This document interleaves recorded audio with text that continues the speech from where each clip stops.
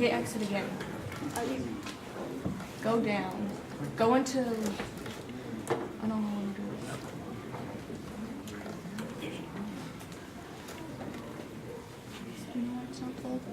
Okay, this is our PowerPoint on ancient Greece by Bailey, Ben, Aspen. and Brendan. First, we'll start off with writing. Greek is spoken by about 13 million people using Greece and Cyprus, where it's an official language. It's a minority language in places like Italy, Ukraine, Romania, and Armenia. The language itself, the alphabet I'm talking, came from the Phoenician alphabet, which they adopted from them. It originally was from Linear B, but then they switched it over to the Phoenician alphabet, which is a family that is closely related. That's a picture of their alphabet going all the way from alpha to omega. And that's just another picture of the alphabet on rock. Next, we'll go over to education. And we'll start off with the Spartan education, which was all about military power. They're trying to make people as strong as possible. They would send the boys to military camp at a young age. And they also had the females go to the military as well, because they believed that strong women would produce strong babies. Next, we'll go to the exact other side, which is education. They were in Athens, I mean. They're basically the exact opposite. They were basically not for the military, but they were for good people. They would send boys to school for. They would send middle class boys to school for 3 to 4 years. They also had Socrates, who was a Greek philosopher that believed that the pursuit of knowledge was more important than the art of speaking. Okay, now for economy in Greece. The trade was a fundamental aspect of the ancient Greek world, and following territorial expansion and increase in population movements and innovations in transport. Goods could be bought and sold and exchanged in one part of the Mediterranean, which had their origin in a completely different and far distant region.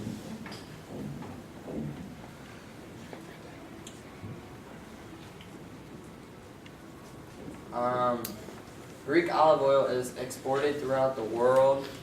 Olive oil plays a unique role in the Greek diet, being the basis of traditional diets or dishes.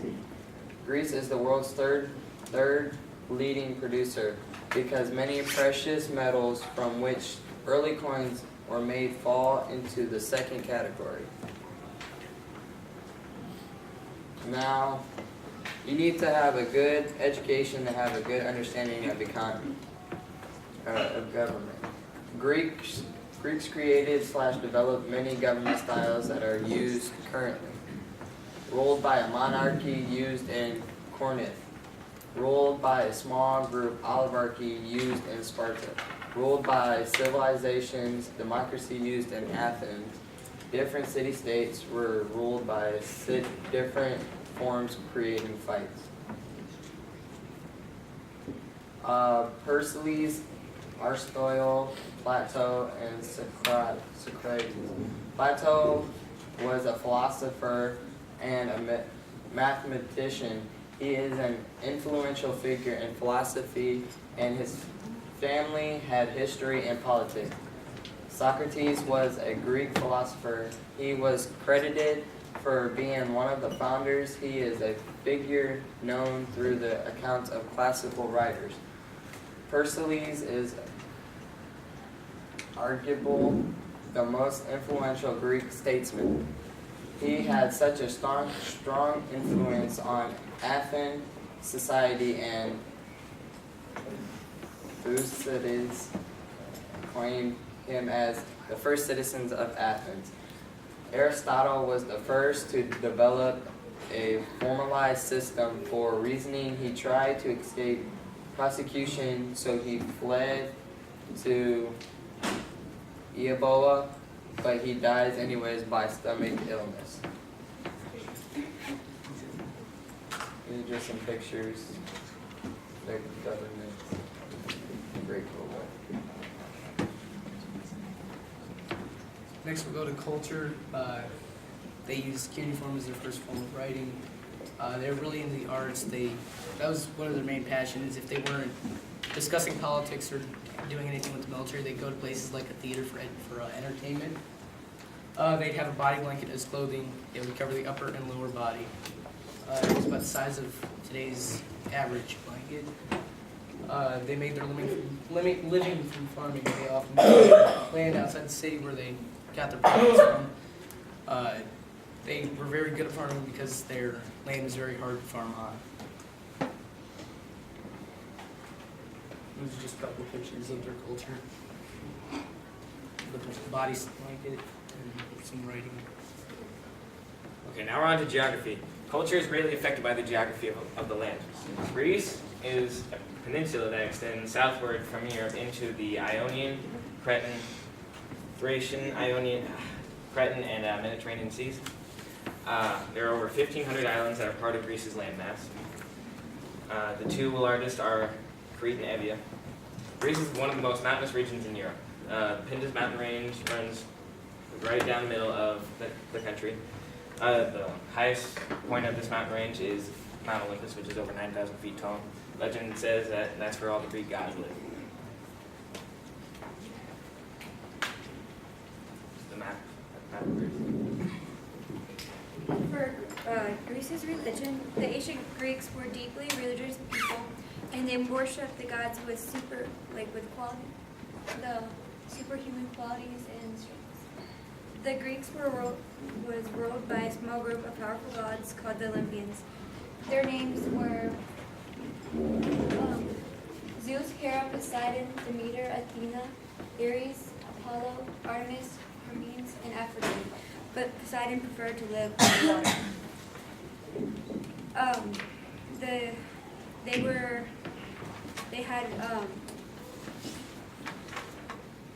The Parthian temple has all the gods that lived on Mount Olympus in the temple.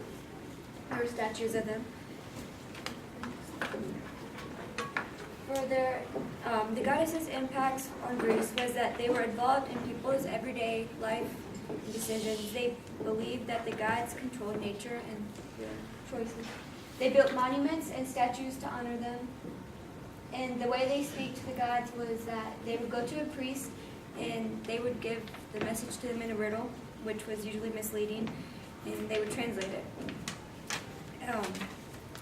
And then their individual impact was Athena gave the Greeks the olive tree, so it changed their eating lifestyle.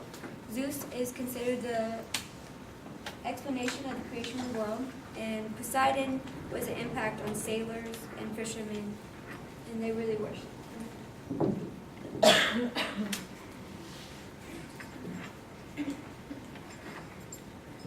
Our timeline is on a different thing.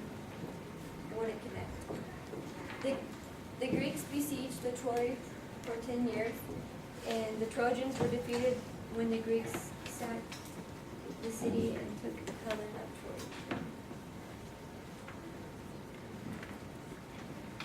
In 776 BC, the Greeks win the Battle of the Marathon. The first ever Olympic Games were held in Athens, Greece in 776 BC.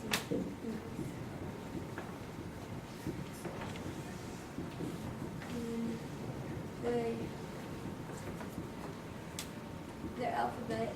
The Greek alphabet is created. It was deferred from the Phoenician alphabet and is the ancestor to many other European alphabets.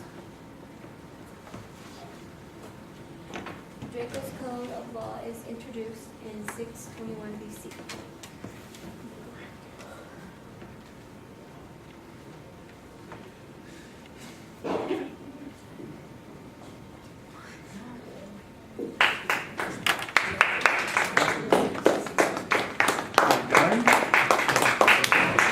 Okay. Greece has a Mediterranean climate, which means it has long sunny summers and cool, mild, rainy winters. It has two seasons, which the first one is from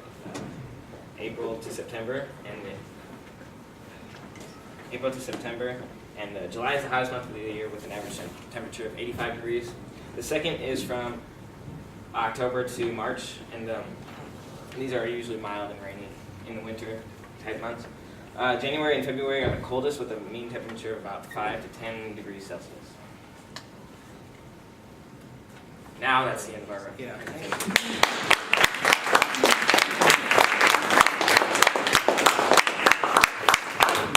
A couple things.